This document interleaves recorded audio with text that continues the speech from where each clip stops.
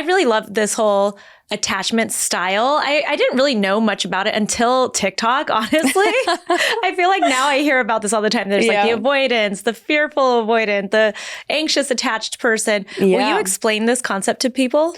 Absolutely. So we all have an attachment style. Mm-hmm. And for the ease of it, we're going to just talk about the three main attachment styles. So we have a secure attachment style, which means we are happily and safely attached to a person. We don't worry if their love is given or not, and it allows us to have a healthy relationship. When we are anxiously attached, we are more worried.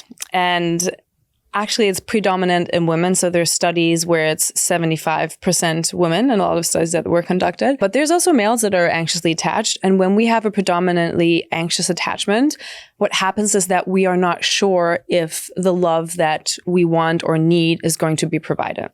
And that shows up in a way of being, let's say in a modern relationship, are they texting back? If they are going out with their friends and not inviting me, are they forgetting about me? Are they still going to love me? They're always worried if they're being loved and they need more reassurance. When we talk about an avoidant attachment style, the origin, ironically, is also not knowing if you're going to be provided with the love that you need. It's predominantly in males, but also in women. I've also myself had more, when I was younger, an avoidantly attachment style.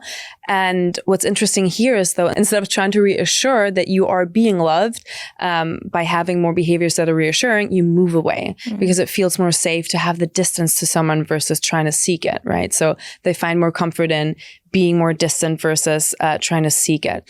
And the fourth attachment style is a disorganized attachment style that can also be a mixture of anxious and avoidant. That's often attachment style that is developed when someone was in abusive households growing up, where there's a lot of back and forth, right? One moment they really crave closeness and the other moment they really want the distance. It's like a lot of the push-pull.